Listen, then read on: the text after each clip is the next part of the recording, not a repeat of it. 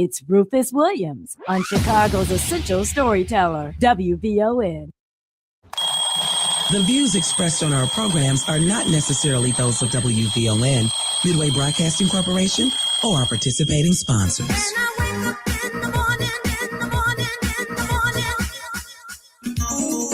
If you're not out of the bed yet, then what are you waiting for? It's the WVON Morning Show with Rufus Williams on 1690 WVON.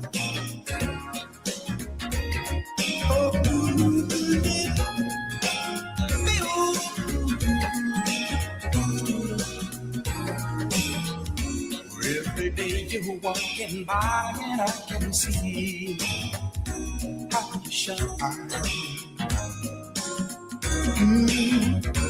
Here I am alone with nothing but a dream that you are mine. Just exactly what I'll do, I don't know, baby, but I gotta find a way to reach you. Tell me what I gotta do to get to your house. Tell me where I gotta go to be with you. Tell me what I gotta say to speak to your heart. Tell me what I need to know tonight. Keep your eyes on the road and both hands on the steering wheel. We will not be held responsible for any accidents. It's the WVON Morning Show with Rufus Williams on the Talk of Chicago, 1690 WVON.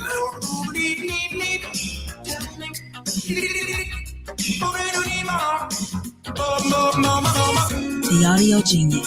Get in on the conversation with Rufus Williams and the Morning Show at 591-1690. We are the Talk of Chicago, 1690 WVON.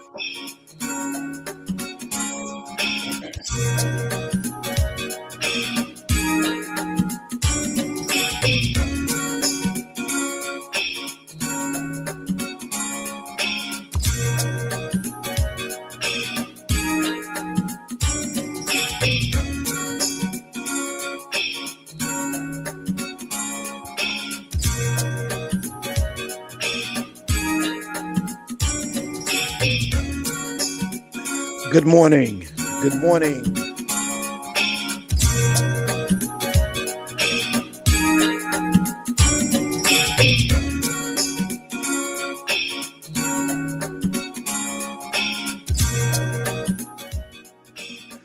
Good morning.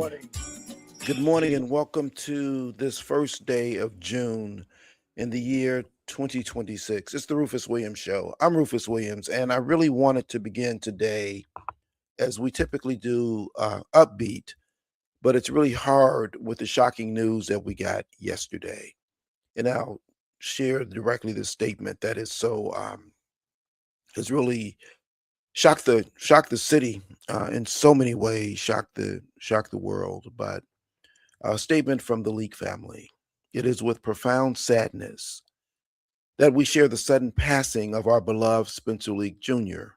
Spencer was a devoted husband, father, son, brother, and a steadfast leader whose presence and wisdom deeply shaped our family and our community. For more than 45 years, Spencer helped lead Leak & Sons Funeral Home, the business founded by his family generations ago and carried forward with his father, Spencer Leak Jr., and his mother, Henrietta. Alongside his brothers, Stacy and Stephen, he upheld a legacy now spanning 3 generations and rooted in a simple promise that every family, regardless of means, deserves to lay their loved ones to rest with dignity. He was a tireless advocate for families who could not afford a burial, a champion of Chicago businesses, and a generous mentor to entrepreneurs across our city. Most recently, he was honored to help guide the family's care for the late Reverend Jesse L. Jackson, an honor rooted in a bond that, like so much of his life's work, was built on decades of service and trust. Above all, Spencer was a family man. He leaves his wife of nearly 25 years, Donna, their son, Spencer Leak III, and their daughter, Emma. His passion, strength, and love for his family were the truest measure of the man. We are deeply grateful for the outpouring of love, prayers, and support we have received, which bring us great comfort during this tremendously difficult time. We will share service details in the coming days. We ask for your continued prayers and patience as we grieve and prepare to celebrate his remarkable life.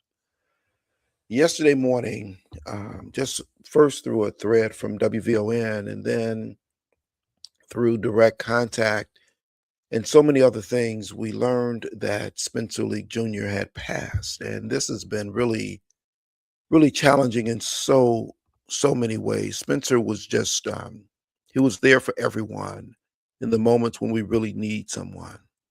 And he has just always been this wonderful, honorable man who carried this family business and did so much for so many, not just in what he does there, but just in what he did in the city. Just a good fraternity brother, just a good dude.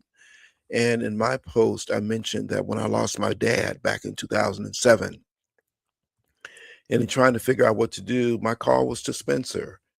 And when I lost my mom recently in September, my first call was to Spencer. And in each case, he stepped in, stepped up, and with care and love and dignity, handled everything.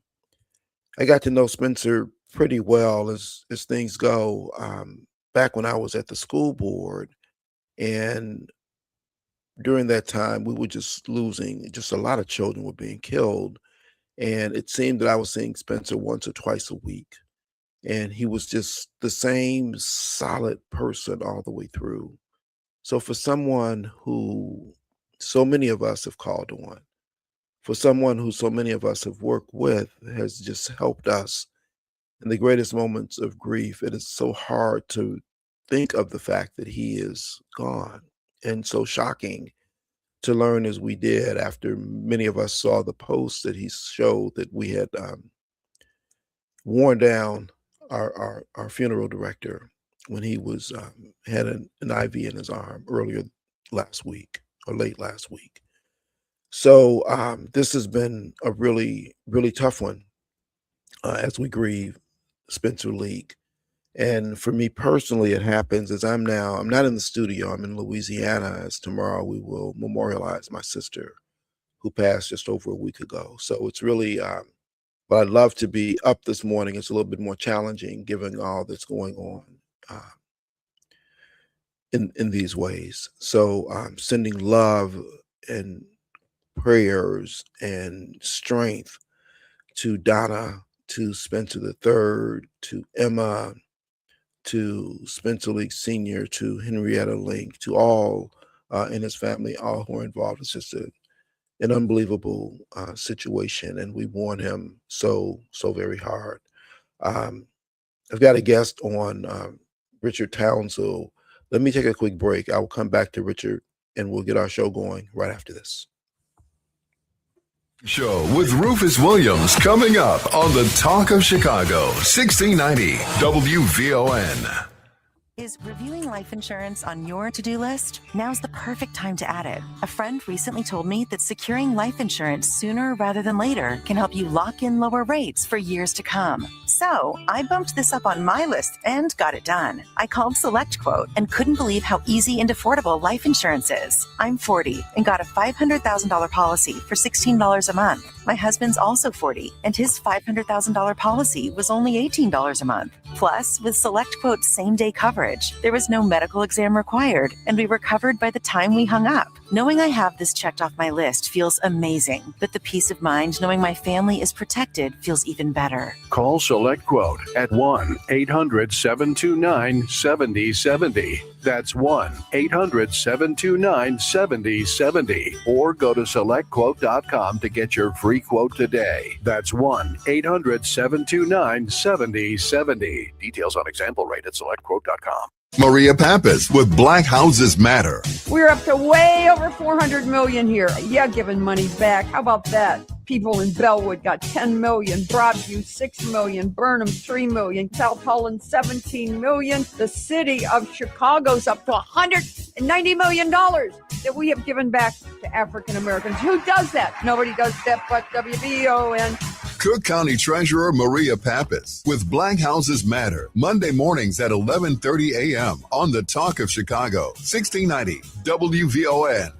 This is Rufus Williams, and I've got something special for you. I am proud to announce that we're launching the Rufus Williams Travel Club in conjunction with Advantage International. Our first trip, we're staying in the United States and heading to one of the most stunning destinations for culture to cuisine. Join us October 8th through 12th as we explore the charm, the beauty, and the history of Charleston, South Carolina. This isn't your typical getaway. We're walking through history and standing where our stories began. From the roots of Gullah Geechee culture to the International African American Museum, from cobblestone streets to waterfront views. This is more than a trip. It's a cultural vibe.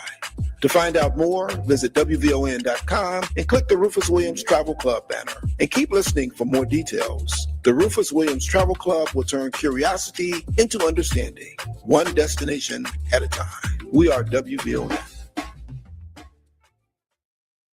This report is brought to you by Dairy Queen. For crunch time in no time, get the DQ chicken strip basket with 4 seasoned 100% white meat chicken strips served with fries, Texas toast, and DQ signature country gravy. Get it delivered in a DQ app. Happy tastes good at participating locations.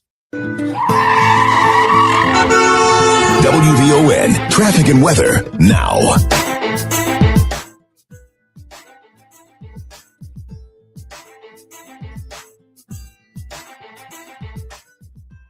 Off to a light start this morning as you make your way along the Ryan. 21-minute trip from 95th Street into downtown, outbound just fine. Still so far so good along Tuskegee Airmen Memorial and the Bishop Ford for now. DuSable Lakeshore Drive still moving along at the posted speed. As you make your way inbound along the Stevenson this morning, give yourself just about 40 minutes from I-355 to DuSable Drive, 35 traveling out. The Eisenhower, 45 for starters. From Thorndale to the Burns Circle, that outbound trip, also 40. And the Kennedy, not too bad. We're looking at just about a 40-minute trip in from O'Hare to downtown, getting to the airport, look to be about 41 minutes. Taking a look at our weather, we saw some early morning showers. The National Weather Service says we're headed to a daytime high in the low 70s. 71 is our official high. Our low tonight, 53. Right now, we are in the 50s. It's 57 in Midway, 57 in Washington Park, and 57 degrees here at the Talk of Chicago. That's a look at traffic and weather now. I'm NF Renoi on the Talk of Chicago, 1690 WVON.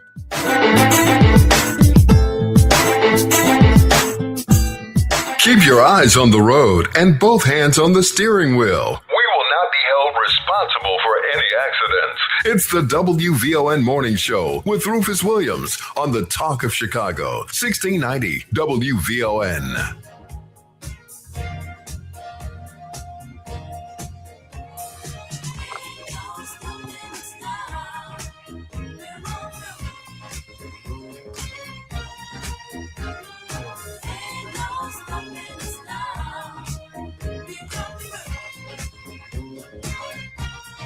Welcome back. Happy to have my first guest join. Richard Townsend's been here with us before. He's doing phenomenal work over in Lawndale, really helping to develop through the North Lawndale Development Corporation, really helping to develop that area. Richard, good morning and welcome back to WVON. Good morning, Brother Rufus. How are you? And I'm sorry to hear about, I heard you earlier say, I think you're going to lay to rest someone in your family. Yeah, my sister tomorrow. And it's that season somehow, and it's just really it's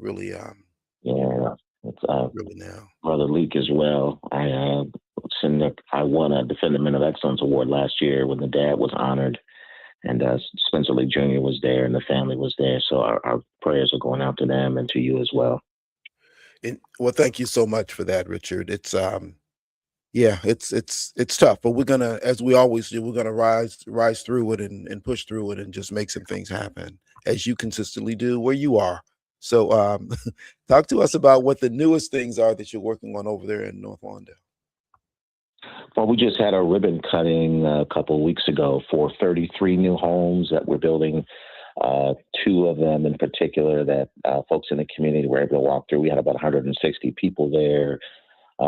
Mayor Johnson was out, our Alderwoman Monique Scott, her brother, County Commissioner Michael Scott Jr., Mike Quigley, the congressman, was there. Former Congressman Bobby Rush, State Rep LaShawn Ford, and others were there.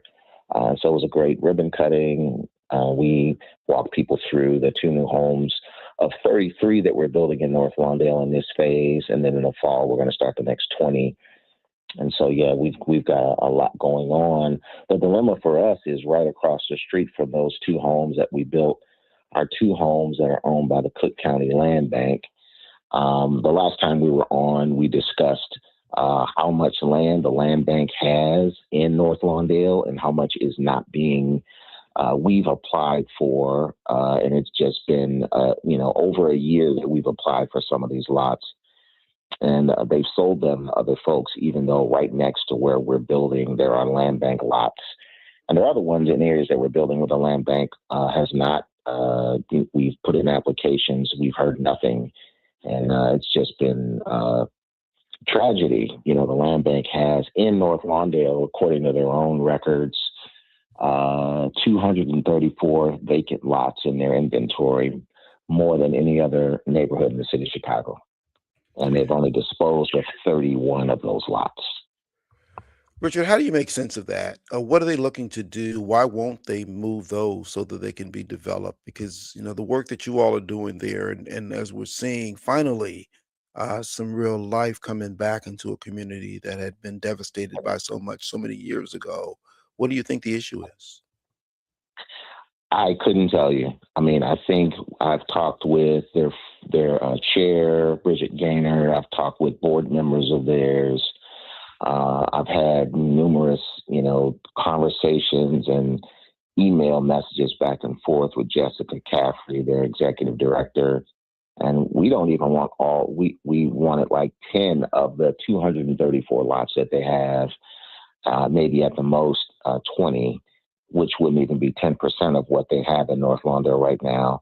And we've been stymied. We applied last August, and we still haven't heard anything on our applications. So they'll have to explain why. We've done everything we can, talked with Michael Scott Jr., the commissioner, talked with Bill Lowry, and we just, I'm trying every lever we can push to try to figure out why the land bank won't sell these lots to us. So you've mentioned all of the right people. Who are the decision makers here, and what kind of answers are you getting? It's the board of directors. What they said is that we lost a couple properties in the tax sale. We offered to pay whatever legal cost it took for them to acquire those lots to get in the good graces of the land bank. And when I talked to board members, they said that sounded very reasonable. But every time we talk to their executive director, she keeps saying, well, we still need to look into it. We're having our legal look into it. It seems like that hasn't been enough, even though their board members have said that sounds reasonable to them.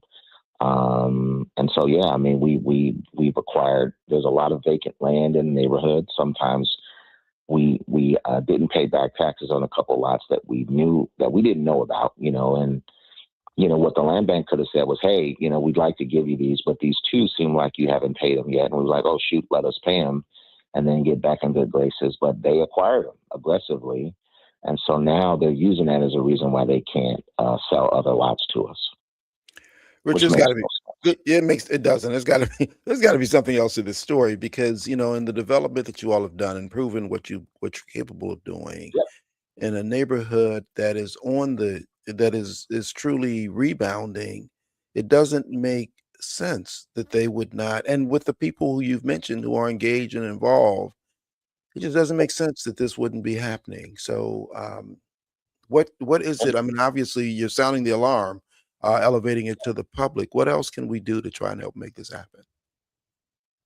I think that maybe have the Jessica Caffrey, the land bank executive director, on, because when I look at their current inventory, it makes no sense that they've got 234 lots in North Lawndale and they've only reactivated 31.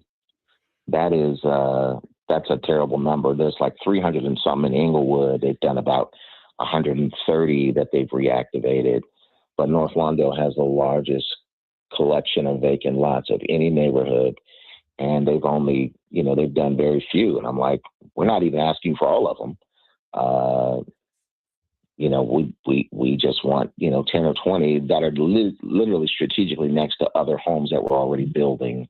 So that's, I don't get it. I don't understand it. I don't understand the rationale for it. They're not giving them to us, they're selling them to us. And so we've applied. Seems like our application has been stalled. And yeah, she's going to have to answer why. I don't get it. It doesn't make any sense to me or anyone else that I've talked to about it.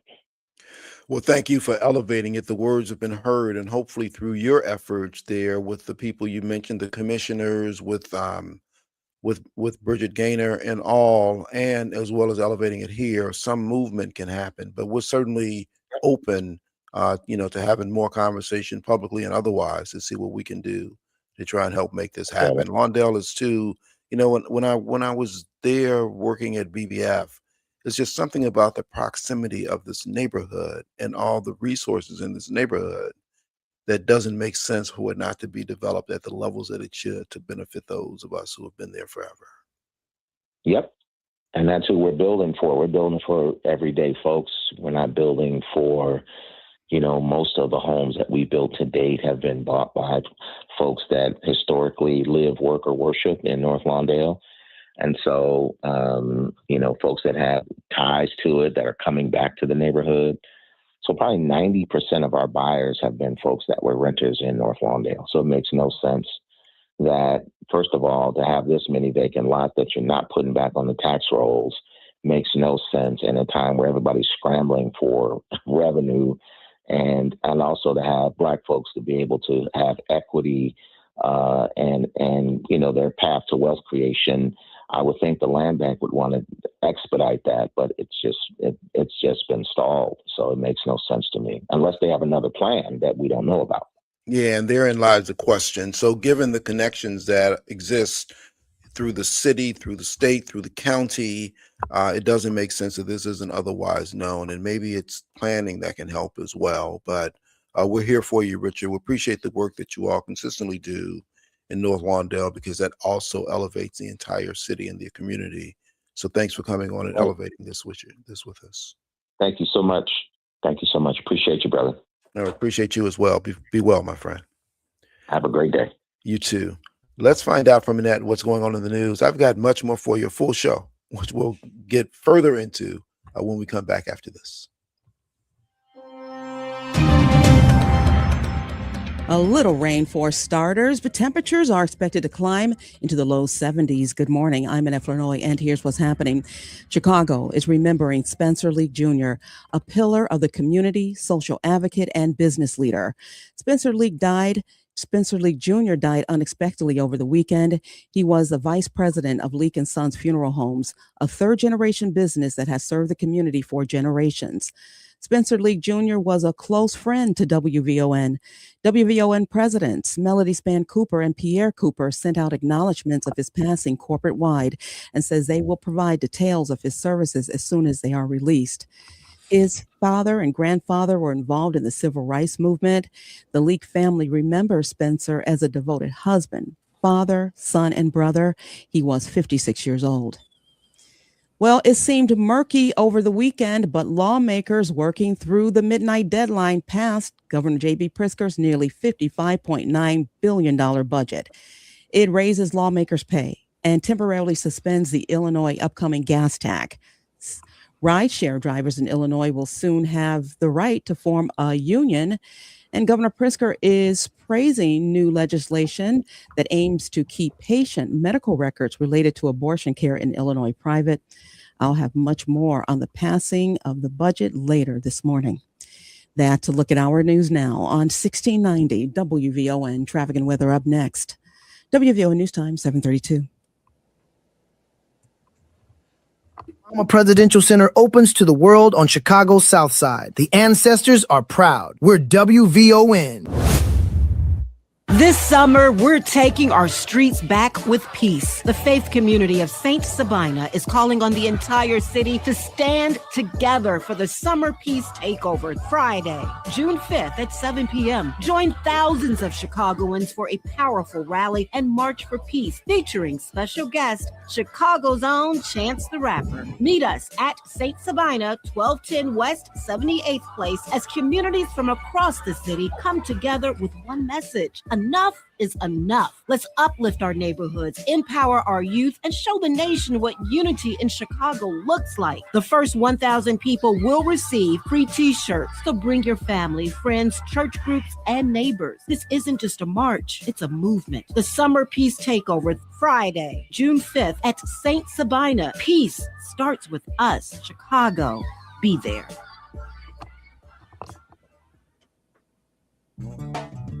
Hey, it's Matt McGill, and the countdown is on to the largest blues festival in America, the Chicago Blues Fest in Millennium Park, Friday, June 5th through the 7th. We're celebrating 55 years of Alligator Records with tributes to Coco Taylor, Lonnie Brooks, Hound Dog Taylor, and Chris Stone Kingfish Ingram. We're celebrating Chicago-style blues with Chicago's own living legend, Billy Branch, Kenny Neal, and Ronnie Baker Brooks. And we'll close out the weekend with a special tribute to Women in Blues featuring Lynn Jordan and the Shivers, and an outstanding performance by the legendary Taj Mahal and the Phantom Blues Band. While you're there, stop by WVON's Juke Joint and meet your favorite WVON personalities. It's 3 days of good blues in Millennium Park. For more info, visit WVON.com/events. Brought to you by Mayor Brandon Johnson and D-Case. Tuned in to your favorite WVON personalities on Facebook Live? Don't just watch, like it, love it, share it. Every click helps us grow the conversation and keep the community strong. So remember, like it, love it, share it, Chicago. This report is brought to you by Dairy Queen. For crunch time in no time, get the DQ chicken strip basket with 4 seasoned 100% white meat chicken strips served with fries, Texas toast, and DQ signature country gravy. Get it delivered in a DQ app. Happy tastes good at participating locations. WVON traffic and weather now. Typical for Monday morning rush hour, travel times go up pretty fast. You're looking at a 23-minute trip in from 95th Street to downtown along the Ryan. Both the Bishop Ford and Tuskegee Airmen Memorial still pretty close to the posted speed for now. If you're on DuSable Lakeshore Drive, that northbound trip from 67th Street to Jackson just bumped up to 17 minutes. Elsewhere on the drive, still moving well. If you're on the Stevenson, you're looking at a 50-minute trip in from DuSable Drive. From I-355 to DuSable Drive outbound, moving well. If you're on the Eisenhower, give yourself 50 minutes there. From Thorndale to the Burns Circle, that outbound trip just about 40. You're also looking at a 40-minute trip along the Kennedy and from O'Hare to downtown. Getting to the airport just bumped up to a slow-moving 45 minutes. Taking a look at our weather, cloudy this morning. We had some early morning showers. The National Weather Service says those showers have moved out. Right now, temperatures are expected to climb somewhere around 71. Tonight, 53.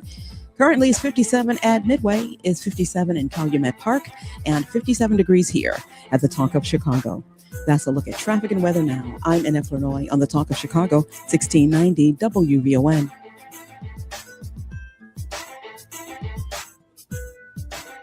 Juneteenth, celebrate freedom, culture, and community on Chicago's West Side. Join Reverend Marvin Hunter and Grace Memorial Church for their second annual North Lawndale Juneteenth Freedom Day Parade and Festival on Friday, June 19th. The parade steps off at 9 a.m. from 16th and Albany to 16th and Costner, featuring marching bands, floats, live music, community groups, and more. This year's theme, we write history every day, and we celebrate the day we changed history. Enjoy live entertainment, food, fellowship, cultural celebrations, and Chicago's original dance, a stepper set. The North Lawndale Juneteenth Freedom Day Parade and Festival is free and open to all.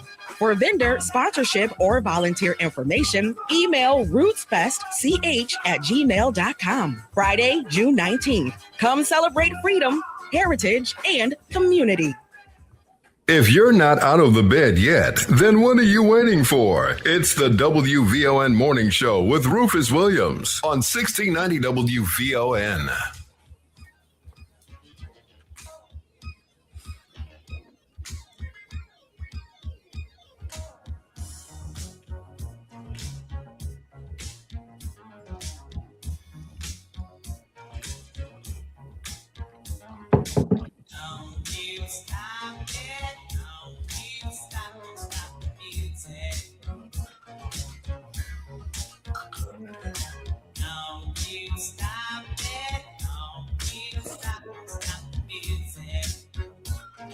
Welcome back.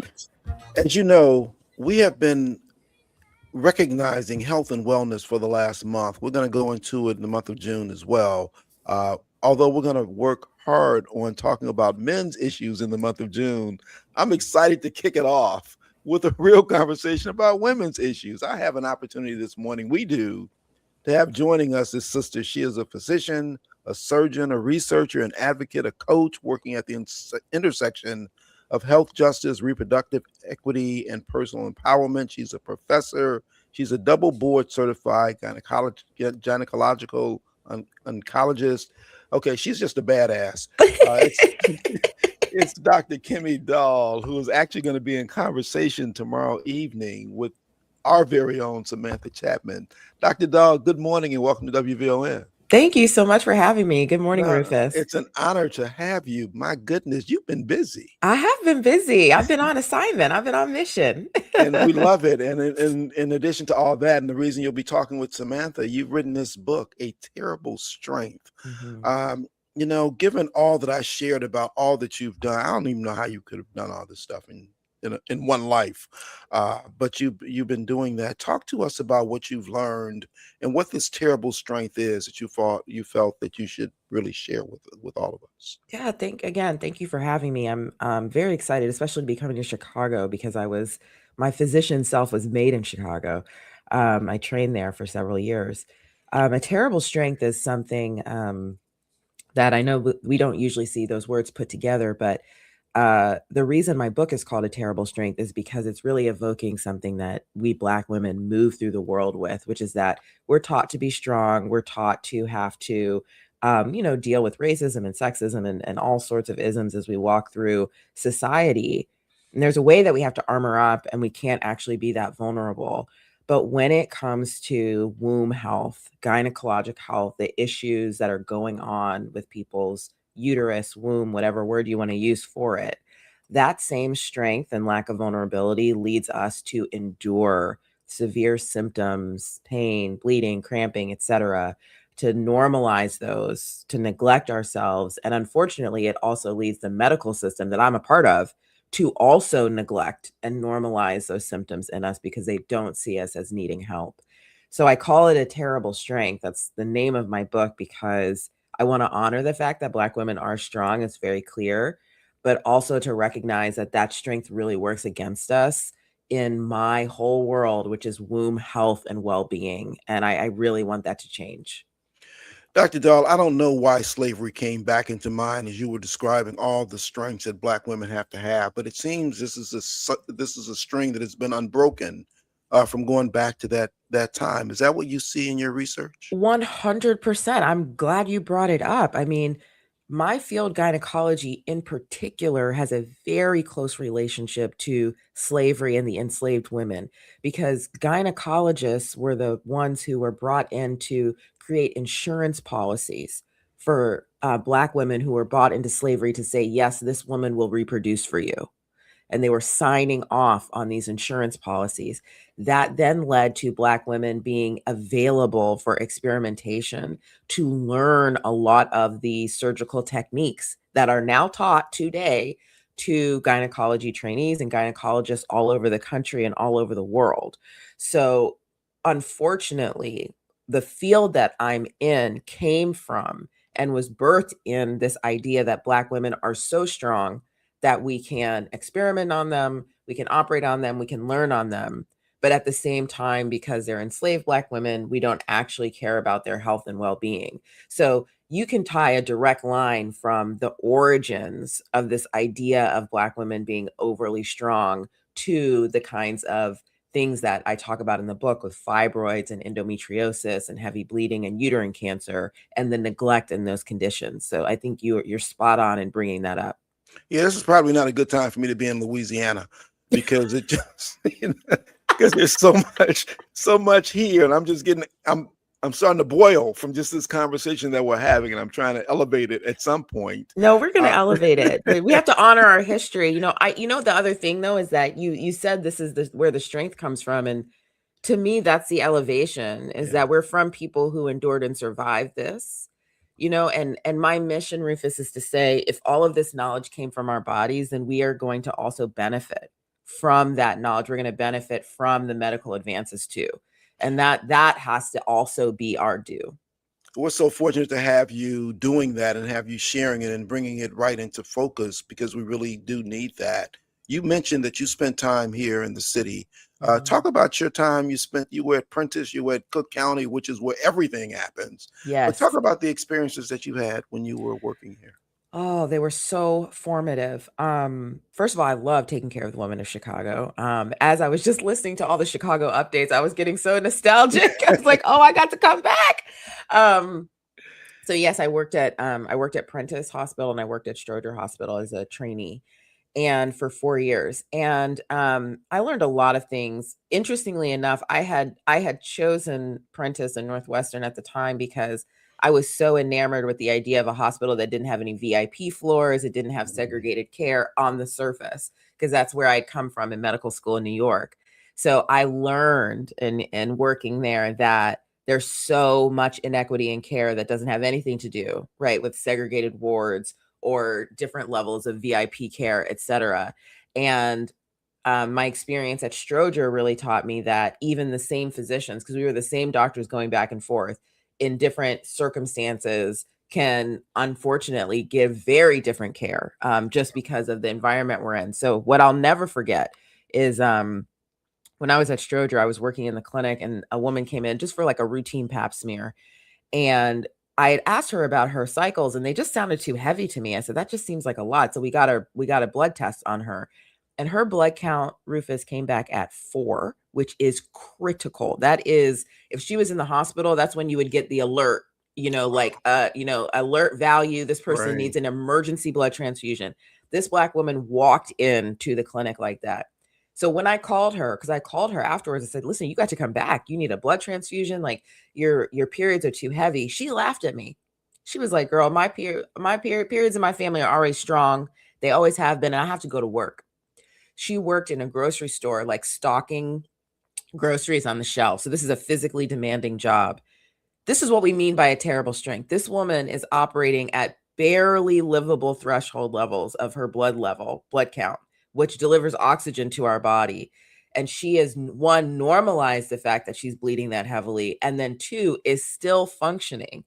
And so that had a profound impact on me, because it made me realize that the way that we think about severity in gynecology is like, oh, if you're this bad, you wouldn't be able to function, but it didn't apply to Black women. It didn't apply. And it also made me think about how much her vulnerability was invisible, because it's true, she was living and working, but if she got into a car accident, she'd be done. She didn't have enough time for an ambulance. She didn't have enough time for resuscitation. And that vulnerability would have been invisible. So I'm so passionate about this because that's how I see it, is that we are just one cycle away, one thing away from being on the ground. And so we have to have a different threshold of I can still push through. We have got to be able to get help sooner. Dr. Dahl, I took my brother over to Cook County, to Stroger, for some issues he was having. And I was so blown away by the talent of the doctor that worked with him at Cook County, just blown away. Yes. And it's it's warming to know that doctors from Northwestern are the same ones that we're seeing at County. Yeah. But it's disturbing, as you point out, this unseen point that we're just seeing differently in some places if we're not there and advocating in certain ways. And if people believe that because you're at County, you deserve less than someone would at Northwestern. Yes. And not only that, people believe that you don't need as much help. That's the issue, right? Is that the other thing I saw at County, which was my very first published research study, was that the Black women at County were consistently coming in with more and more advanced uterine cancers, a cancer that grows in the womb. And it really countered this narrative of what we saw in the national statistics, which is that uterine cancer generally is, quote unquote, a good cancer to get. Most people are diagnosed very early stage, high cure rates, no problem. And then I'm at County and it's a completely different story. And so that publication actually kicked off the entire question of what is going on with Black women in the womb. And so why would that be the case in a hospital just a few miles apart? It's not just a story of the doctors aren't treating people well, right? It's a story of an entire system that has not prioritized the gynecologic health of the women in that community, that has not taken steps to say, are people coming in for their just routine exams, not only when something is a problem, that hasn't prioritized informing the community around, hey, this is a cancer that's actually growing every year. It's increasing every year. This is something we need to be on top of. So you're right. I mean, I think it's important this is not any disparaging of County. Actually, I learned my best medicine there. I mean, the talent of the people who work there is undeniable. And I think it is important to, it's like you said, everything happens there. If you want to find out how people fall through the cracks, if you want to find out how our environments and what we take in, what we eat, what we experience influences our bodies, if you want to find out about all of that, you see that at places like County. And that's why it had such a profound effect on me. I mean, this book is for everybody, certainly every Black woman for sure. Also everybody who loves them. And it is a representation of what happens when we neglect a whole area of healthcare because, we just don't talk about what goes on down there. Yeah. We are honored this morning to have the opportunity to talk to Dr. Kimmy Dahl. She will be in conversation, a book talk, A Terrible Strength, on tomorrow, June 2nd at 7 p.m. at Call and Response Books, 1390 East Hyde Park Boulevard. You want to make sure you get there. This is just bad. We'll have more with Dr. Dahl right after this. Thank you. More of the morning show with Rufus Williams coming up on the Talk of Chicago, 1690 WVON. It's D.L. Hughley. When you see things like what happened in Virginia, where they had a special seats for the Democrats, Republicans have been putting their fingers on the scale of the elections forever. They've always done it. They've always gerrymandered. But now they have gerrymandered everything to the nth degree that they don't have any more room to gerrymander. And now these Democrats have picked up 10 to 12 seats. Even after this is all over, we got to get back to people who are involved in the pedophile ring. We got to get back to ICE brutalizing people. So the war is a distraction, but from some pretty horrible that we got to get back to. Weekdays at 5 a.m. on the Talk of Chicago, 1690 WVON. Wesley Financial Group is not a law firm. I'm Chuck McDowell, founder of Wesley Financial Group. Did you buy a timeshare because they told you it was a great investment? That's a lie. Most timeshares can be bought online for $1. To find out what your timeshare is worth and to cancel it, call us today and we'll send you our timeshare exit kit free with all your options for cancellation. Call Wesley for your free exit info guide. 800-838-2626. That's 800-838-2626. Have you checked out WVON's digital streaming network, Vaughn TV? It's everywhere on Roku, Apple TV Plus, Amazon Fire, on the WVON app, and at VON.TV. Vaughn TV, it's cultural content on purpose. This is Kamini Khan, certified financial planner professional. For the past year, I've been on a mission to change lives and build wealth in our community. Together, we're changing the paradigm.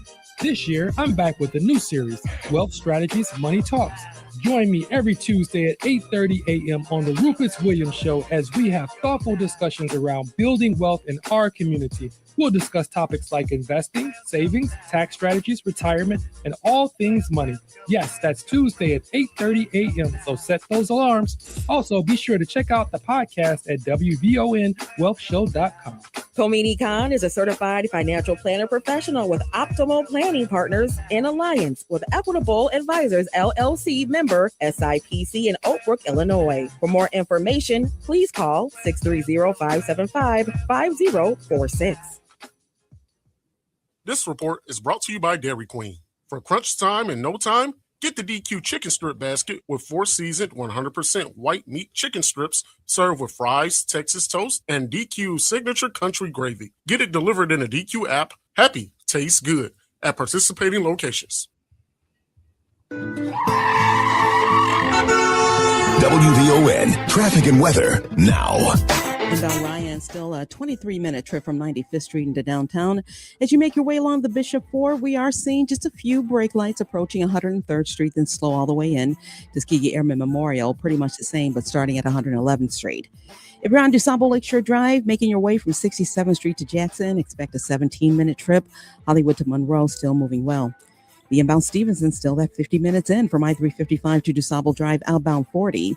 The Eisenhower just bumped up to 55 minutes from Thorndale to the Burns Circle. That outbound trip now 45. And the Kennedy still moving along at 40 minutes from O'Hare to downtown, getting to the airport now a 42-minute trip. Taking a look at our weather, overcast conditions. We just got over some rain this morning. The National Weather Service says we're headed to a daytime high of around 71. We're up to 58 at Midway. It's 58 in Chatham and 58 degrees here at the Talk of Chicago. That's a look at traffic and weather now. I'm Annette Flournoy on the Talk of Chicago, 1690 WVON.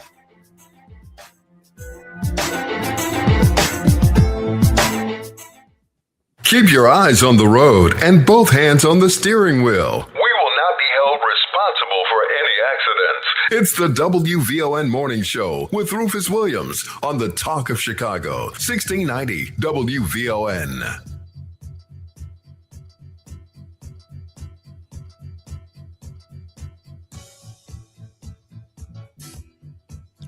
Welcome back. Having a conversation this morning with Dr. Kimmy Dahl. She has a book called A Terrible Strength. She'll be in conversation with our very own Samantha Chapman tomorrow at Call and Response Books, 1390 East Hyde Park Boulevard at 7 p.m. If you've heard any of our conversations so far, you want to be there and you want to take a bunch of folks with you. You want to buy a bunch of books. You want to spread them out because this is incredible information. Dr. Dahl, I have to ask, you were here in Chicago, you were at County, you're at Prentice.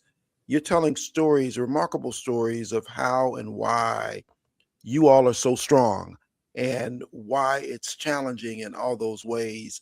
How did you plan to come into this level of study when you first became a doctor, or what led you to go this deep into this space that you're in? Yeah, thank you so much for this question. No, I didn't. When I went to medical school, I thought maybe I would do internal medicine, maybe HIV care.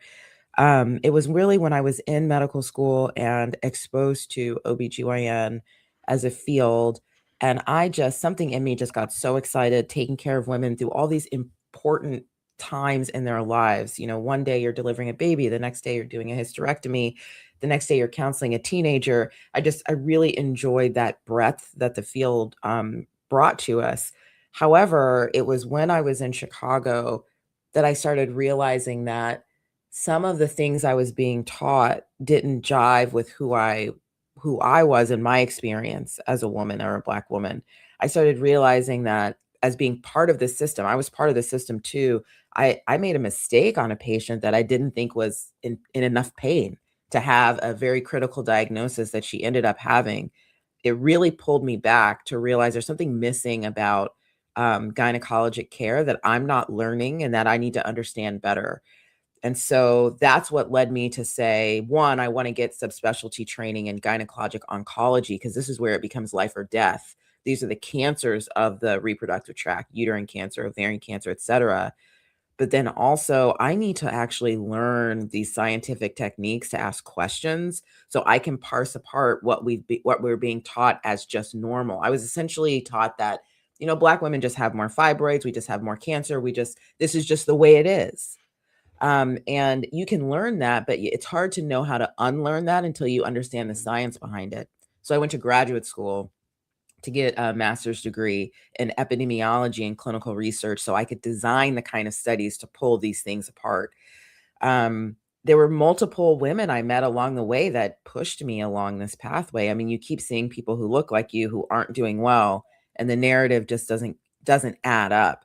So I would say I was driven by my love of the field, but also maybe my curiosity, Rufus, and that sense that you have that this isn't right. There's something there's a puzzle piece missing, and we haven't asked these questions in the right way. And that's really led to all of my research on Black women and uterine cancer, hysterectomy, fibroids, and untangling this mess that we find ourselves in right now. Thank God for you. I could talk to you forever. And I'm jealous, truly, I'm jealous that Samantha gets a chance to go deeper in with you tomorrow with more time and more to do. But does this, as you're describing this, clearly being a Black woman brought you to these points of doing the things that you're doing. And it says it begs the conversation about the need for more people with the sensitivity that you would have being a Black person in this space. Do you see that, or how do we get more people engaged, involved, thoughtful about where you are and what you're doing to try and help push back against some of these disparities?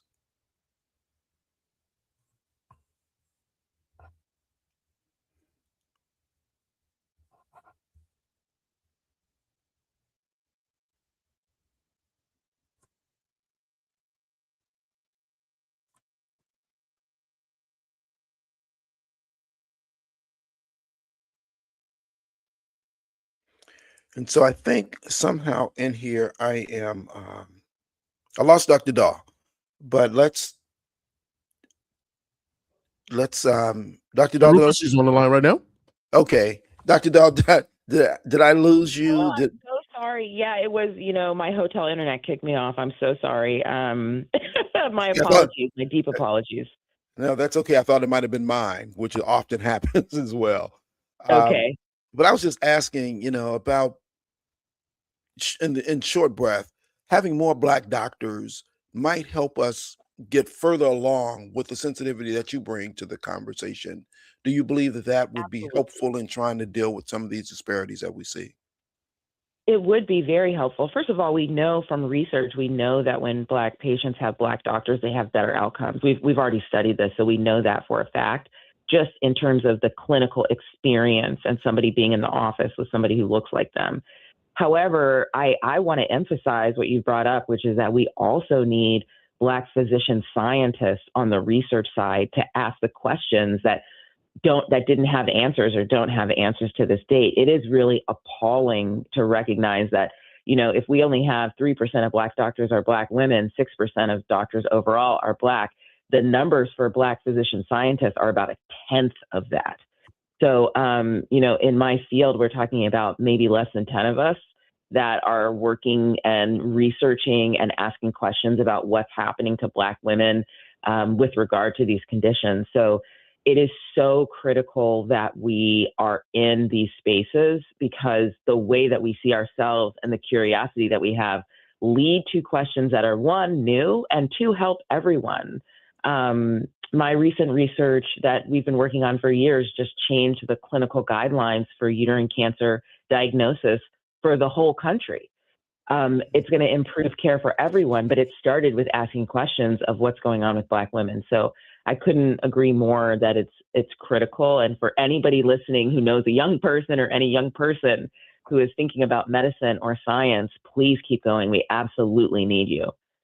Look, Dr. Daw, we may have to have a conversation on Bound and Woven on our Vine TV episode about you and your book and your study. So I'm going to reach out to Jess to do that.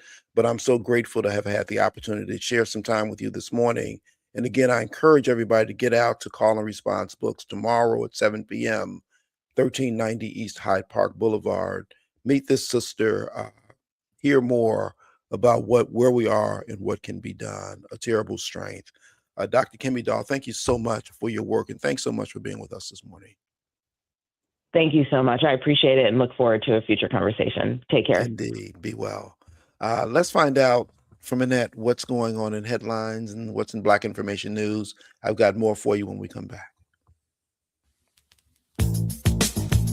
Cloudy and mild, temps back in the low 70s as we usher in a brand new month on this Monday, June 1st, 2026. I'm Annette Flournoy, and in the headlines, Chicago is remembering Spencer Leak Jr., a pillar of the community, an important business leader who died unexpectedly over the weekend. He was 56.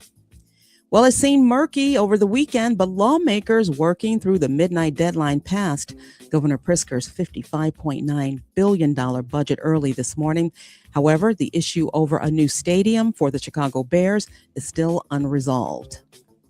National news from the Black Information Network is next on the Voice of a Nation and the Talk of Chicago, 1690 AM, WVON, Berwyn, Chicago. It's 8:03.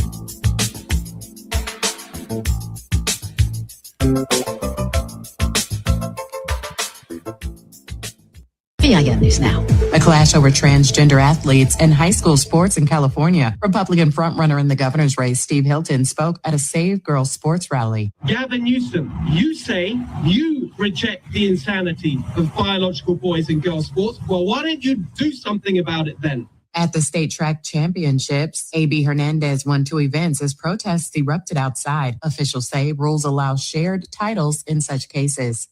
A California judge has denied Bill Cosby's request for a new trial after a woman, Donna Motzinger, won nearly $60 million in a sexual battery lawsuit. The jury found Cosby liable, and the judge rejected efforts to overturn the verdict. And the grandmother of Juneteenth is releasing a new book ahead of the holiday. Activist Opal Lee's memoir, A Committee of One, How Faith Plus Action Equals a Purposeful Life, highlights her advocacy. Get BIN News now on demand 24/7 on the iHeartRadio app. Back to Terry McCready. A federal judge is agreeing to review President Trump's roughly $1.8 billion anti-weaponization fund after several former federal judges questioned its legitimacy. New Jersey's Black Senator Cory Booker on ABC's This Week sounding off about money that was established after Trump's lawsuit against the IRS over the leak of his tax returns. From taking public funds and doing whatever they want with no checks and balances. His president is giving us a master's class in our own democracy by tearing it down. This is ridiculous that a president should be able to appropriate money to himself, Congress's job, and then give it out to people who beat police officers on January 6th. So I'm going to be doing what I've been doing the last couple of weeks, which is reaching out to my Republican colleagues. I'm in good conversations right now about doing things in a bipartisan way. A U.S. district judge in Florida ordering Trump's lawyers to respond to the motion filed by 35 former federal judges who argued that Trump basically is both plaintiff and defendant in the case. The judges wrote the lawsuit is itself a fraud on the court.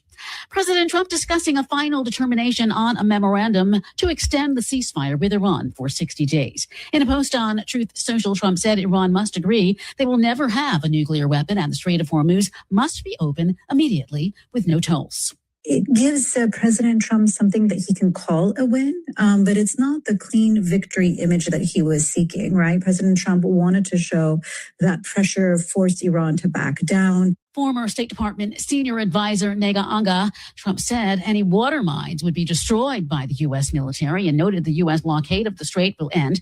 Trump said nuclear dust in Iran will be unearthed by the U.S. and destroyed. He said other items of far less importance have been agreed upon.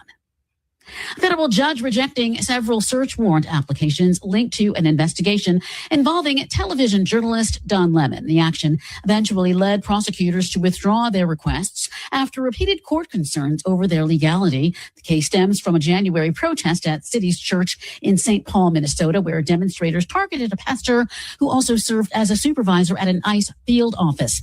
Federal prosecutors later charged Lemon and several others with civil rights violations in connection with the incident. A court in Kenya has suspended U.S. plans to open an Ebola quarantine facility in the region for American citizens exposed to the virus. Officials say the unit would open in an Air Force base in central Kenya and become operational this week. But in a petition to the court, the Katiba Institute legal advocacy group said the move could endanger public health. There is mounting public concern over Washington's plan to transport Americans exposed to the highly infectious disease in the Democratic Republic of Congo and Uganda instead of flying them home. Stay informed, stay connected, and subscribe. Follow BIN News this hour wherever you get your podcasts. I'm Terry McCready. Healthy lungs matter. Avoid smoking. Limit exposure to secondhand smoke and prioritize clean air whenever possible. Your health, our community, for WVON.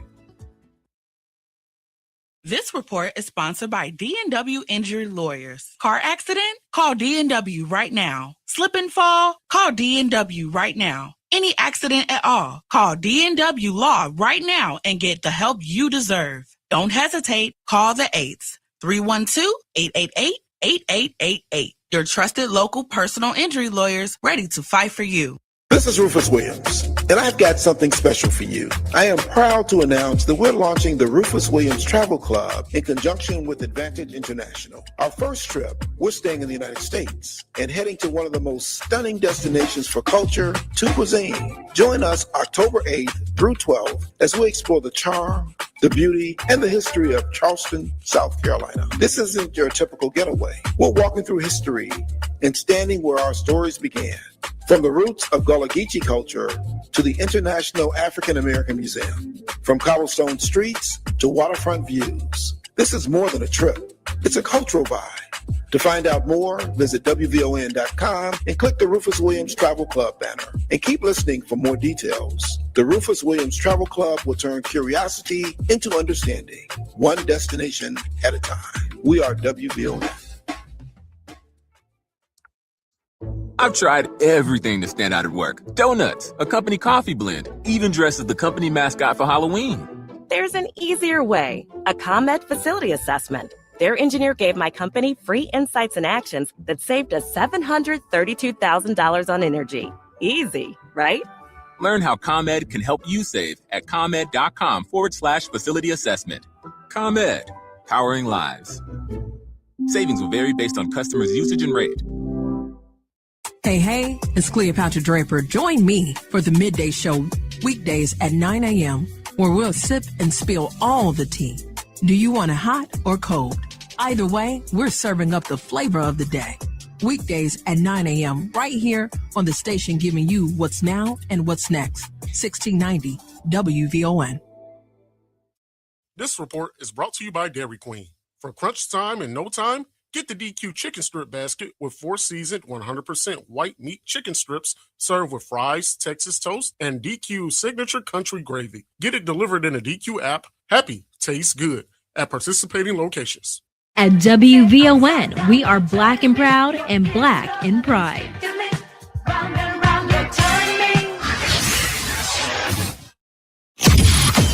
Live from the Xfinity Studios, it's the station that America listens to. WVON, Berwyn, Chicago. It's Rufus Williams on Chicago's essential storyteller, WVON. You wonder how I do it. It's just one simple rule. I'm just cool. Honey, baby, can't you see? Girl, I'm so cool.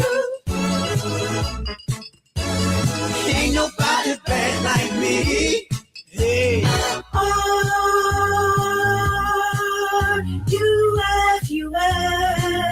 What's that spell? R-U-F-U-S. I'm just cool. Honey, baby, can't you see? Girl, I'm so cool. Ain't nobody bad like me. Sing it, baby. Welcome back. U-F-U-S. What's that thing? R-U-F-U-S. That spell cool. Cool. The Audio Junior. Welcome back. With the exception of Richard Townsend, this is obviously Badass Women Day on the Rufus Williams Show. My next guest, Charnel Ritchie, is the founder of LL Strategies, a boutique communications firm specializing in high-impact, public-facing messaging. Charnel has a career rooted in communications and social impact, beginning her public service career as a speechwriter for Mayor Harold Washington, then becoming the director of public affairs for the Chicago Park District. She has been president of the Sears Roebuck Foundation, spent nearly 2 decades at CBS Television as vice president of communications and public affairs. And today she advises nonprofits, philanthropic institutions, and mission-driven companies seeking to strengthen their voice and deepen their impact. She's just got a whole bunch of stuff going on, and she is my dear friend. Charnel, good morning and welcome back to WVON. Good morning, Rufus. How are you? Charnel, I'm not good, man. This Spencer Leak thing has got me all messed up. It's just a tough time in so many ways. As you know, I'm down here in Louisiana for my sister, so I'm not good in all honesty, but it's a good day to talk to you. Well, it's always a good day for me to talk to you. You've been with me through my ups and downs and in-betweens, and I offer you my sincere condolences about, I called her New Iberia, Virginia, and her passing. And my heart goes out to you, and my family is here ready and willing to support you in every way we can when you return home. As I know, since I spent a lot of time with your husband just yesterday on the phone. So good to have you here as well. But as time and things go along, you know, we're here to talk about this other thing that you're working on, which is happening on Wednesday. Tell us about the Meeting the Moment webinar series.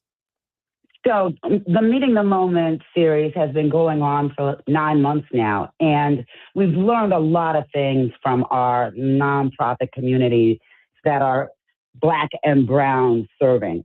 And one of the things is that they need to come together. So we created this webinar, perfectly titled Big Bill, we know what we're talking about there, and Big Impact, to kind of convene all of the thought leaders to help nonprofit providers confront what's going to happen when their services are disrupted. It is across the region. We are trying to dig deep into the nonprofit sector to kind of deal with the growing uncertainty surrounding this federal funding lapse, philanthropic priorities that are changing, and the waning of public trust. As you know, this is powered by Midway Broadcasting and the Chicago Community Trust. It is scheduled for next Wednesday, June 10th from 11 to noon. And it's an all call for organizations that provide nonprofit services, for people on the boards of nonprofit communities, for people that support nonprofit communities with their money. It is more of a masterclass than a webinar, but we can get into that a little later. But that's the highlight, Rufus. Well, Sean, I want to come back to the very beginning of this because you and I talked as the Meeting the Moment was just kicking off, and talk to us again about why this is so important, why this is so critical, and why this is so critically important now. So what I didn't realize until I did this deep dive into our nonprofit sector, it represents 11% of our DMA. It's crazy. When I was running the Sears Roebuck Foundation, it was a statewide effort, and it was maybe 3 or 4%. But now 11% of the services we receive come from nonprofits. So that's a big chunk of what happens in our region. And we started looking into it because organizations were going away. They were evaporating every day. And I mean evaporating. One day they were there, services were being provided, people were getting hope, and the next day they were gone. So we recognized that there was an issue in this sector. And so we started the Meeting the Moment initiative with focus groups that were powerfully engineered by Xavier Ramey, who is one of the speakers at the webinar next Wednesday on the 10th. And we did webinars with CEOs. So we didn't want to go deep into the organization. We wanted to know at the top line what was working, what was not working, and where these vulnerabilities laid. And what we concluded is that There are vulnerabilities in funding. There are vulnerabilities in outreach. And, Rufus, there are significant vulnerabilities in communication, because the way people talk to each other now is very different from the way people talk to each other 10 years ago. The way you raise money now is very different than the way it was before. Visibility, all the things are changing. And we need to help our nonprofit service providers change along with what's happening in the world. And this big bill, big impact is a hard stop. We're going to really need to shift gears immediately in order to stay ahead of what's going to happen to us. So important. We're talking with Charnel Ritchie, speaking about the Meeting the Moment webinar series, Big Bill, Big Impact, taking place on Wednesday, June 10th from 11 to noon. We'll talk more about the panelists that will be there as part of this conversation and how you can get engaged and involved, because it's critical, as Charnel points out, the statistics on the need and the impact that exists from these not-for-profits in our community. We'll be back more with Charnel right after this.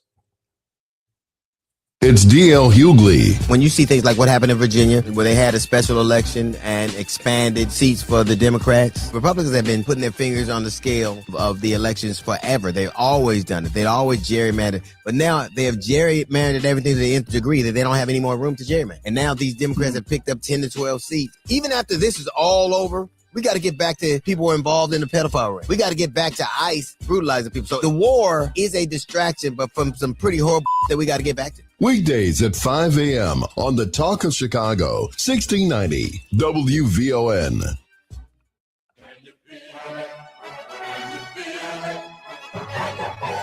Can you feel it? The soundtrack of our lives. A Ravinia Black Music Month feature showcasing music that makes us think, love, cry, feel, act, and move. Music that reflects our stories. Can you feel it? The soundtrack of our lives. Edwin Starr, War. Good God, y'all. What is it good for? Absolutely. Said. Whoa. Oh, yeah. What is it good for? Absolutely. Nothing. Listen to me. Whoa. It ain't nothing but heartbreaker. Whoa. You got one friend, that's the Undertaker. Oh, Lord. That shattered many a young man. Ravinia, celebrating Black Music Month. Experience the transformative power of live music. Get tickets at ravinia.org. Why'd I go to the doctor? Working on the farm, my heart kept skipping a beat. I didn't think much of it, but my daughters made me get checked out. Turns out I have atrial fibrillation, which increases the risk of stroke about 5 times. Symptoms like irregular heartbeat, heart racing, chest pain, shortness of breath, fatigue, or lightheadedness can come and go. But if it's AFib, the risk of stroke remains. If you have symptoms, contact a doctor. I'm so glad I did. Visit notimetowait.com. Sponsored by Bristol Myers Squibb and Pfizer. This is the story of the one who keeps multiple buildings running smoothly day after day. Plumbing that flows, HVAC that hums, cleaning supplies that keep surfaces sparkling. That's why she counts on Grainger. With easy reordering online and 24/7 support, Grainger helps her keep the products she needs on hand. So shelves stay stocked and buildings stay ready. Call 1-800-GRAINGER, click Grainger.com, or just stop by. Grainger, for the ones who get it done. Beauty is more than style, it's a story, and now you get to hear it straight from the source. Solo Beauty Supply presents the Hair Tour radio show, coming to WVON Saturdays at 2 p.m. From Chicago to the West Coast, top salon owners pull back the curtain on the business, the culture, and the grind behind the chair. From building brands to shaping communities, this is where beauty meets boss moves. Tune in, tap in, and take notes. The Hair Tour radio show, Saturdays at 2 p.m. only on WVON.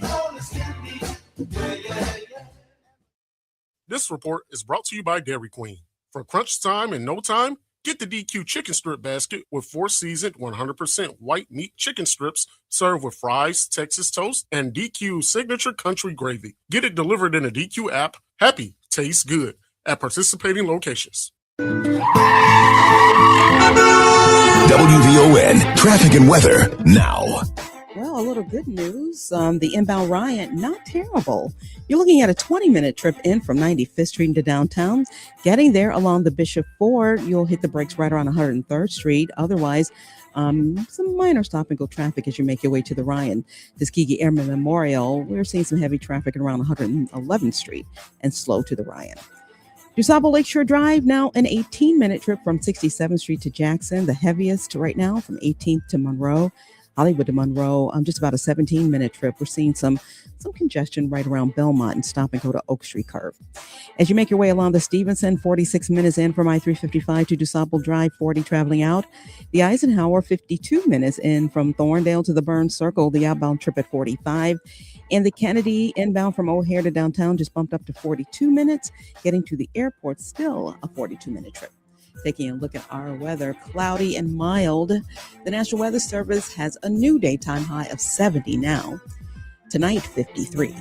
Currently is 59 at Midway, 59 in Park Manor, and 59 degrees here at the Talk of Chicago. That's a look at traffic and weather now. I'm Annette Flournoy on the Talk of Chicago, 1690 WVON.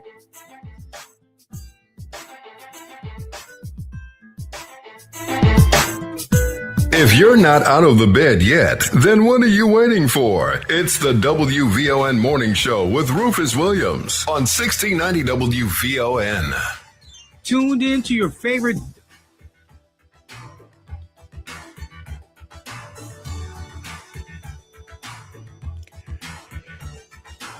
Welcome back. Interesting listening to the weather in Chicago. The high where I am today is going to be 89 degrees with 86% humidity, a little bit different than 70. Before this show is over, I am giving away tickets to the reserved sections at the Blues Fest. You want to stay tuned and make sure you check in on that. But in the meantime, I will tell you, we're calling all nonprofit leaders. You don't want to miss Big Bill, Big Impact. It's a free Meeting the Moment webinar happening on Wednesday, June 10th from 11 a.m. to noon. Funding priorities and communication strategies to help nonprofits avoid service disruption. You can register now at eventbrite.com. Meeting the Moment is powered by the Chicago Community Trust, and we're happy to have joining us this morning to talk about it even more, Chanel Ritchie of LL Communications. Chanel, this webinar, talk to us more about who's going to be, you mentioned Xavier Ramey, but who else is going to be part of this panel of professionals who's helping us to work through this? It is a dynamic group of leaders that are going to be with us to address the future sustainability of Black and Brown nonprofits. From a policy perspective, we have Delia Ramirez, Congressperson. She's going to provide federal insights on funding priorities and legislative signals, meaning what this big bill is going to do to our nonprofit community and how we can help avoid service disruption.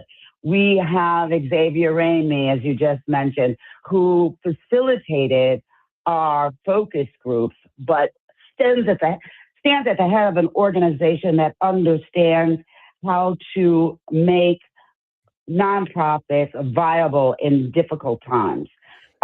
He runs an organization called Justice Informed, and he has his tentacles in every aspect of philanthropy. We've got speakers from Forefront, who are the intermediary that help nonprofits manage their fiscal responsibilities. So they'll talk to us about budgeting and, how to receive money from donors and how to account for it. And then we've got Sal Flores. You guys probably know Sal. She used to be with the Knight Foundation. She is a dynamic speaker, and she will talk to us about the landscape she has watched both erode and come back again. And then there's me. I'm going to give some insights into how nonprofits can reshape their communications messaging so that they know how to raise money from the neighbor next door to the foundation downtown.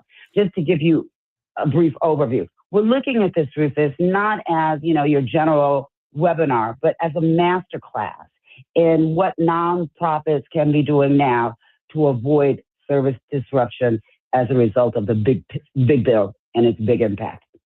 This is so important. And having funded and been a receiver at running a not for profit, so often you're so engaged and involved in the work that you're doing and trying to get from point to point. The strategy around what to do to avoid being in that place is so critical. So, listening to this conversation is going to be so important for those who are involved in this space, and having the ability to hear from this cross section of people is so important as well, just as it happens every Saturday on the Meet the Moment with Lori Smith right here on WVON. I was going to mention that, Rufus. We've done two phases. The first phase was the focus group. The second phase is the dynamic broadcasts that are on WVON with Lori Smith and WRLL with Jessica Tapia every Saturday, talking directly to nonprofit leaders and featuring one of our local nonprofits every Saturday. So we've got a lot of organizational momentum that's leading into, again, what I'm calling the master class for nonprofits. Shana, what are we missing? What are people missing in general? Because this big bill comes through, there seems to be a direct impact, certainly on our community and other communities like ours, but we're going to get hit hard throughout these things. And as you mentioned, the statistics on the engagement of not-for-profits in our community, what is it that we're generally not seeing or ignoring as these things are happening to us? I would probably understand what you're saying, but I don't think we're not seeing it. I think we are in the headwinds. I think it is a perfect storm, Rufus. Organizations are confronting policy uncertainty. How do we talk about our nonprofits that are focused on Black and Brown communities without talking about the fact that they're focused on Black and Brown communities? Right. How do we deal with the funding shift? Because a lot of federal money has gone away. How do we acknowledge that public opinion is changing as it relates to nonprofits and the expectations that people have with nonprofit service provisions? There's increased scrutiny. There, at the same time, are growing community needs. Rufus, it's a perfect storm. And we designed this webinar to help leaders understand these forces and respond strategically rather than emotionally. Because what we've seen is that when something happens, we get all up in arms and we're angry about it, but we don't have the tools to deal with these situations directly and comprehensively. You know, Chanel, as you speak to these things, and I'm glad you mentioned, the need becomes greater in all of this. And things go as they go. They go slowly and then it's sudden. And people are going to have really be impacted by all that's happening coming out of this big bill the bill happened. You know, it takes a minute for all these things to roll out and then for all the impact to be felt. But what we know is at the end of the day, people are going to cover themselves and people are going to eat. And we need to figure out ways to make sure that it happens in a humane way, because people otherwise are going to show what needs to happen. So this becomes so important to ensure that these non-for-profits stay strong, stay strengthy, and figure out how to manage through this cycle that we're in right now. That's absolutely right, Rufus. It's more about surviving the moment at this point. This webinar is going to challenge leaders to think beyond today's uncertainties. It's about building organizations that can adapt, communicate effectively, and strengthen public trust. At the same time, delivering the impact that they are trying to provide, regardless of what change is swirling around them. Look, make sure you're engaged with this webinar. Make sure you tell others about it because it's important for everyone. Go to eventbrite.com, meeting the moment, and sign up for this webinar, which is happening on Wednesday, June the 10th from 11 a.m. to noon. Go to eventbrite.com, meeting the moment, and register. This is brought to us by the Chicago Community Trust. Chanel, I'm looking at this poster. I'm saying, who's the honey over on the right side? Oh, that's Chanel. Great picture. And so grateful for all the work that you're doing. Yes. Grateful for the work you're doing. And thank you so much for coming on with us again this morning. Always, Rufus. Just phone call away. All right. Be well. My love to you and your family. Thank you so much, Chanel. Let's find out from Annette what's going on in the news. I've got more for you, and I am going to give away some stuff when we come back after this. Cloudy and mild temperatures topping out in the low 70s. Good morning. I'm Annette Flournoy, and here's what's happening. Chicago is remembering Spencer Leak Jr., a pillar of the community, social advocate, and business leader. Spencer Leak Jr. died unexpectedly over the weekend. He was the vice president of Leak & Sons Funeral Homes, a third-generation business that has served the community for generations. Although Leak & Sons provide dignified services for historic figures such as singer Sam Cooke and most recently civil rights icon Reverend Jesse Jackson Sr., Leak has notably helped families who could not afford funeral services. Spencer Leak was a close friend to WVON. WVON's presidents, Melody Span Cooper and Pierre Cooper, sent out acknowledgments of his passing corporate-wide and says they will provide details of his services as soon as they are released. The Leak family remembers Spencer as a devoted husband to his beloved wife, Donna, of 25 years, a father, a son, a brother, and he was 56 years old. Well, it seemed murky over the weekend, but lawmakers working through the midnight deadline passed Governor Pritzker's $55.9 billion budget in the wee hours this morning. It raises lawmakers' pay and temporarily suspends Illinois' upcoming gas tax. Rideshare drivers in Illinois will be able to form a labor union. Now, that bill passed in both the Illinois House and Senate overnight. And now Uber and Lyft drivers, once signed, will have the right to collectively bargain for better pay and work standards. Governor Pritzker is praising new legislation aimed at keeping patient medical records related to abortion care in Illinois private. Also, state lawmakers signed off on Pritzker's proposed cell phone ban in Illinois classrooms. It will require all school districts and charter schools in Illinois to limit student use of wireless devices on school grounds during the day. Pritzker says he looks forward to signing the legislation into law. Meanwhile, the issue over a new stadium for the Chicago Bears is still unresolved. And listen up, all you job seekers. The Fresh Start Restart Community Job Fair is happening today at the Salvation Army Freedom Center at 825 North Christiana Avenue. Now, this fair is designed to help people facing employment barriers, such as people dealing with justice system issues or gaps in their work history. It starts at 10:30 and ends at 2:30. This job fair, of course, is free.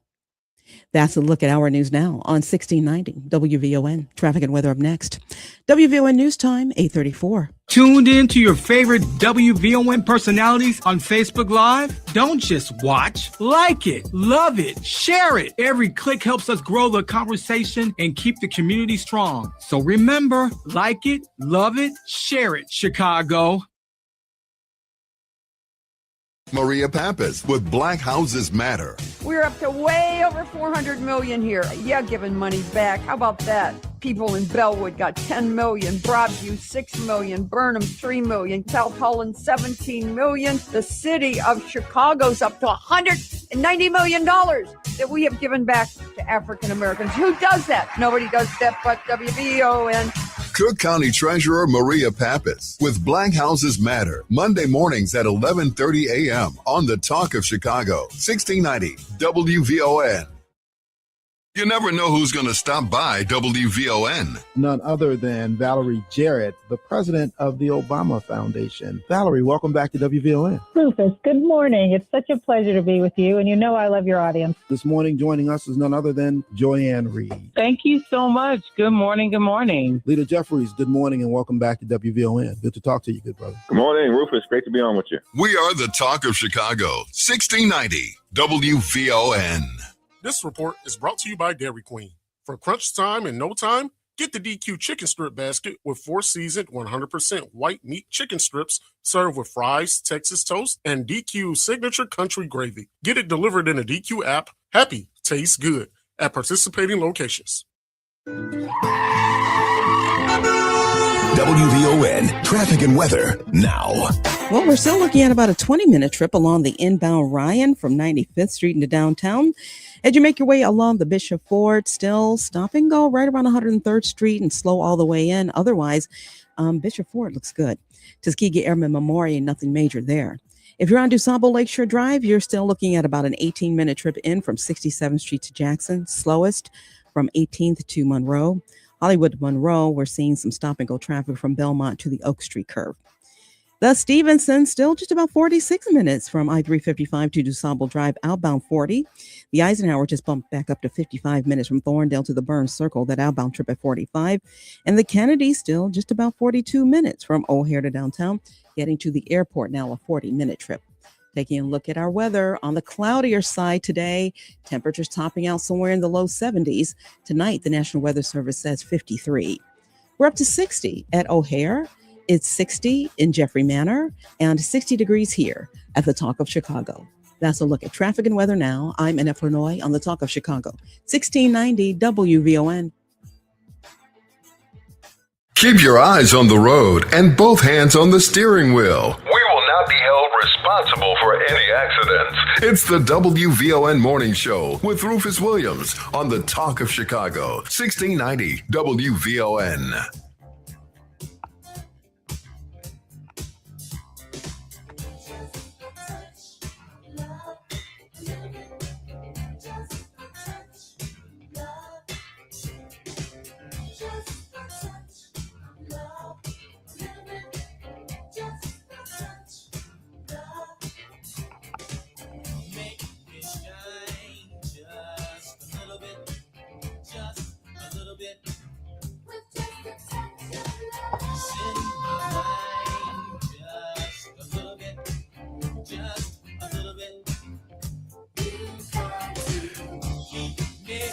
Welcome back. You know, the Chicago Minority Supplier Development Council has been doing a lot of work for a lot of years to try and bring more opportunities to us.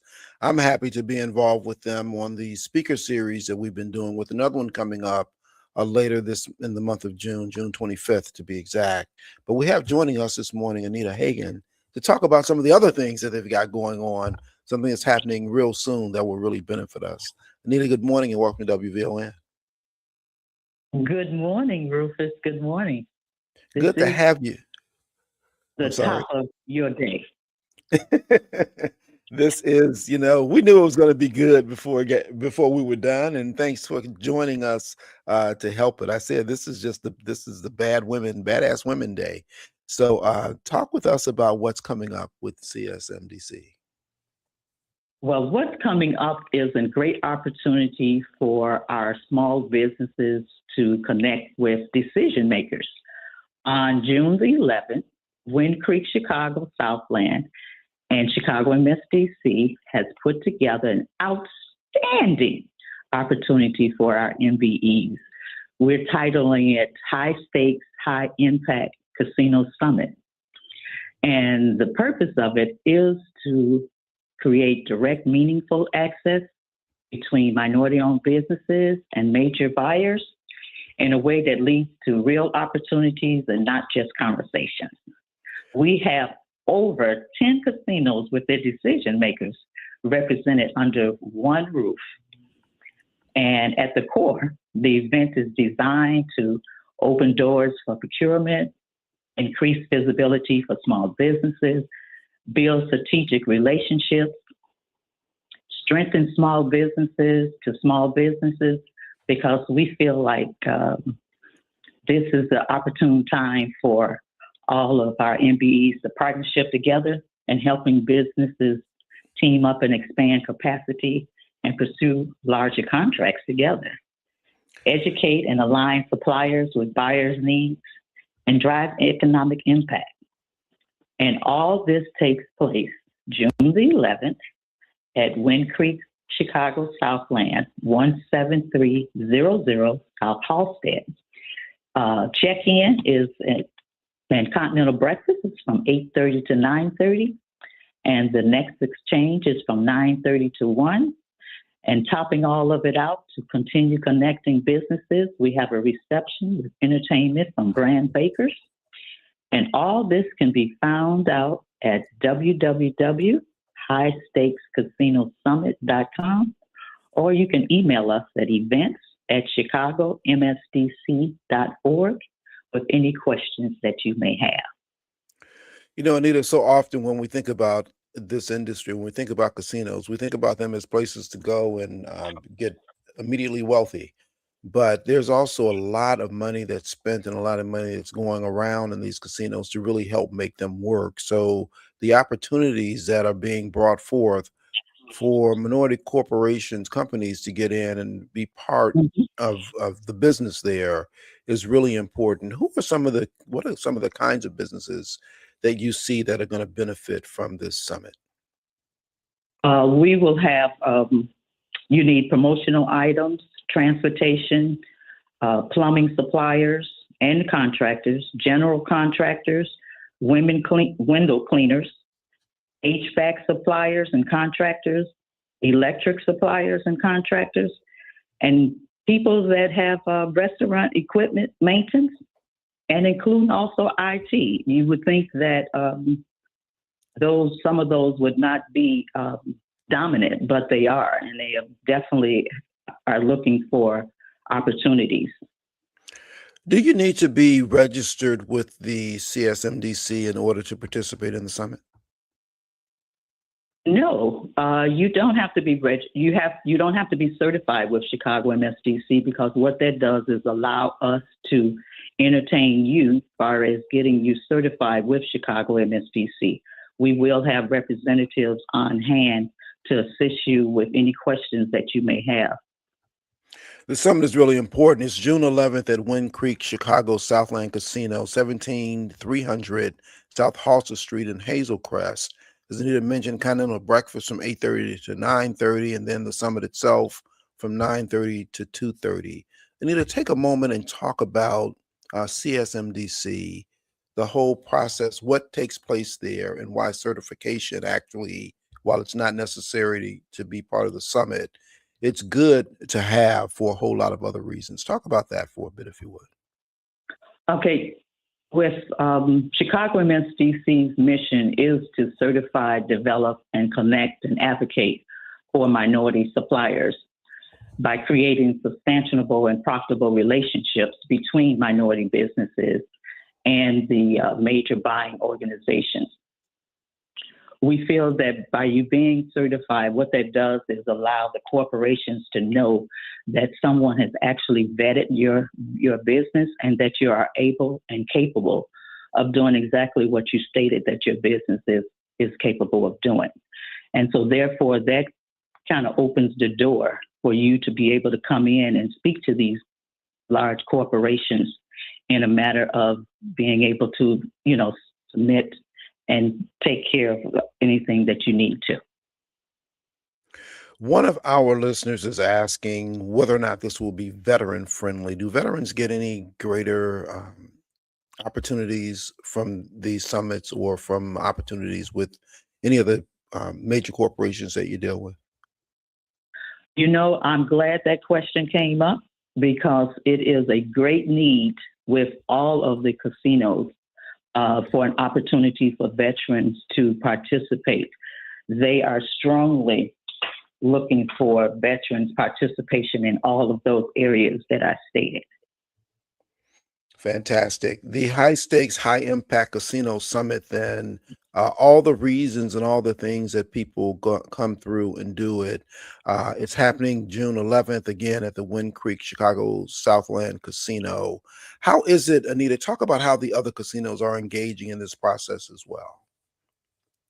All of them are engaging by making sure that they are prepared to be able to sit and stand in front of suppliers and be able to tell them about all of their different procurement opportunities that they have in existence, which is a good thing, because now you have all of that information up under one roof for you to be able to seek and see exactly where your business line with theirs opportunities. Now, is this the first time this has been done for the casino industry here in the Chicago area? In the Chicagoland area, yes. Usually what happens is each individual casino would have their own. And so what we decided to do is, especially with the price of gas, is to see if we could pull it all together and put all of them up under one roof and make a powerful statement and be able to really, really engage all of the MBEs and the procurement opportunities that exist. Because sometimes people don't know everything that exists with the casinos.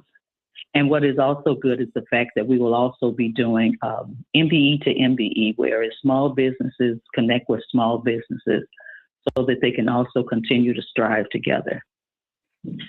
Yeah, look, importantly, go there. This is an opportunity to, one, connect with other businesses and connect with casinos. And if you've got a business that's here, there may be an opportunity that you haven't thought of, or maybe even one that they haven't thought of.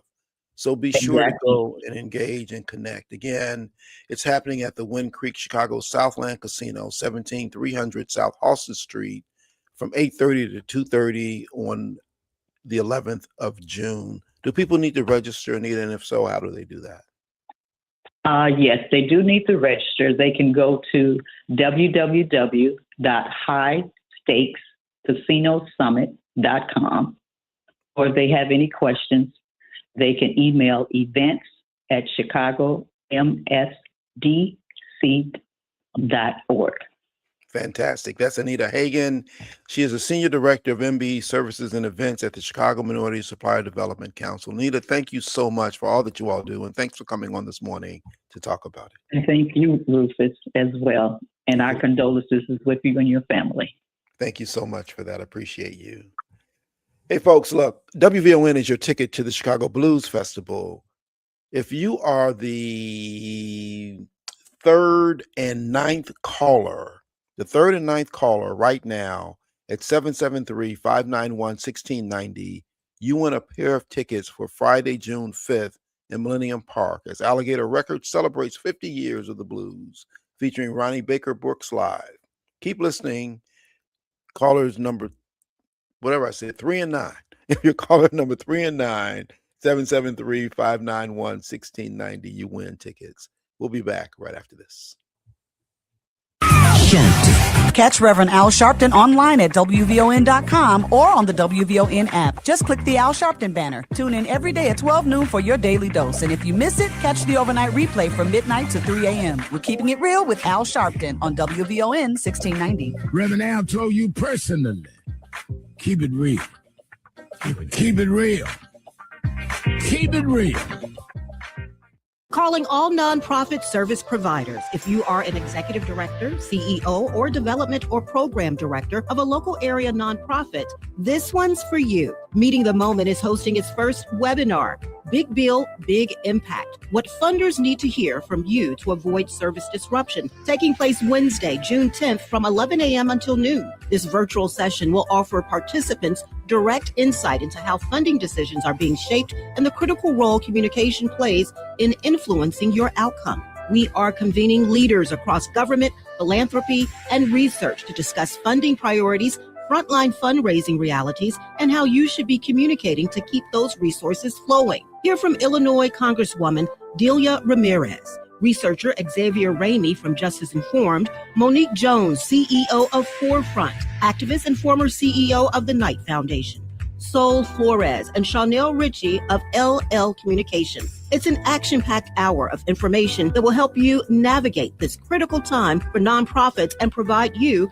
with tools you need while managing a changing financial landscape. Our Big Bill, Big Impact webinar is free, but you must register at eventbrite.com. For more information about the Meeting the Moment movement, log on to WVON.com/Meeting the Moment. Meeting the Moment is powered by the Chicago Community Trust.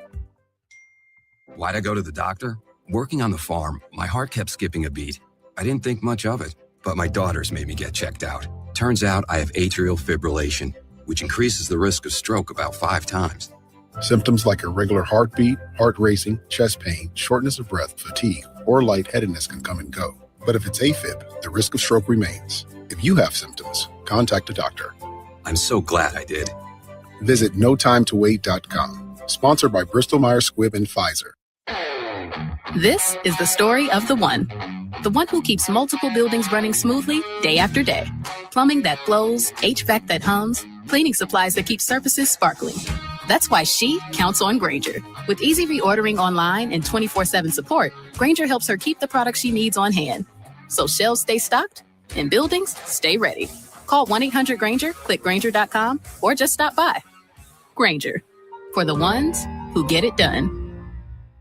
It's the afternoon show with Atiba Buchanan and LaDonna Ray. Congressman Jonathan Jackson on the line. I saw a meme that said America will come and get you. When it's about the oil, they bombed in Iran, they've got oil. They bombed in Iraq, they've got oil. They bombed in Libya, they've got oil. And now they bombed in Venezuela, they've got oil. And they even came after Diddy because he had oil. Come on, Congressman. What a great setup. That was good. That was good. It's the afternoon show with Atiba Buchanan and LaDonna Ray. Weekdays at 3 p.m. on the Talk of Chicago, 1690 WVON. This report is brought to you by Dairy Queen. For crunch time in no time, get the DQ chicken strip basket with 4 seasoned 100% white meat chicken strips served with fries, Texas toast, and DQ signature country gravy. Get it delivered in a DQ app. Happy tastes good at participating locations. This is Rufus Williams, and I've got something special for you. I am proud to announce that we're launching the Rufus Williams Travel Club in conjunction with Advantage International. Our first trip, we're staying in the United States and heading to one of the most stunning destinations for culture to cuisine. Join us October 8th through 12th as we explore the charm, the beauty, and the history of Charleston, South Carolina. This isn't your typical getaway. We're walking through history and standing where our stories began. From the roots of Gullah Geechee culture to the International African American Museum, from cobblestone streets to waterfront views. This is more than a trip. It's a cultural vibe. To find out more, visit WVON.com and click the Rufus Williams Travel Club banner. And keep listening for more details. The Rufus Williams Travel Club will turn curiosity into understanding, one destination at a time. We are WVON.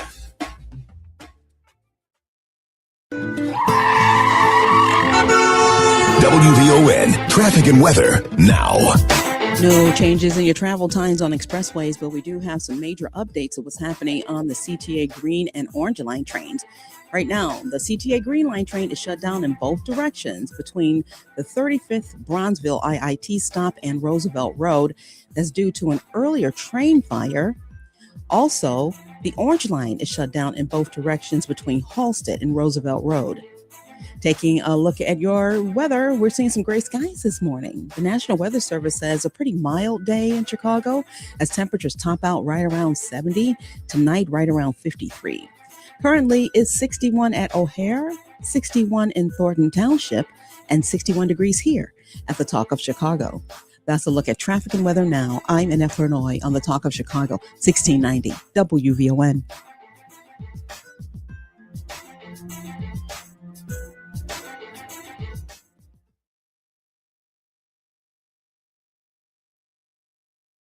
Keep your eyes on the road and both hands on the steering wheel. We will not be held responsible for any accidents. It's the WVON Morning Show with Rufus Williams on the Talk of Chicago, 1690 WVON.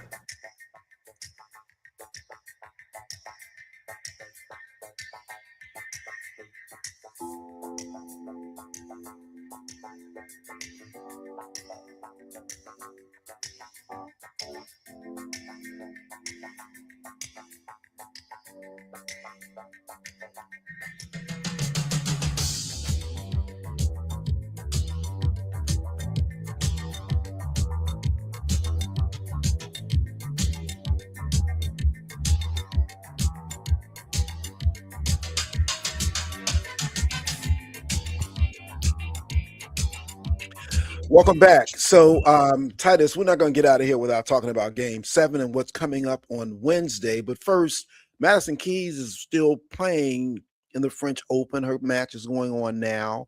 And today we also get to see Naomi Osaka. She's going up against Sabalenka, which is not going to be an easy task. But, you know, Naomi is up to it.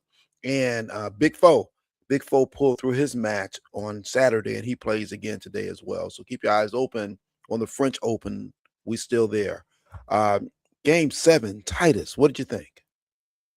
I loved everything about Game 7. It was a fun game to watch. The refs kind of let them play basketball this time, and so it just really came down to the wire. The The OKC Thunder, it shocked me a little bit. I thought they were going to be a little bit more competitive towards the end of the game, knowing that their season was on the line. And I wouldn't say they gave up, but it just seemed like they were a little overwhelmed. And San Antonio came and they delivered.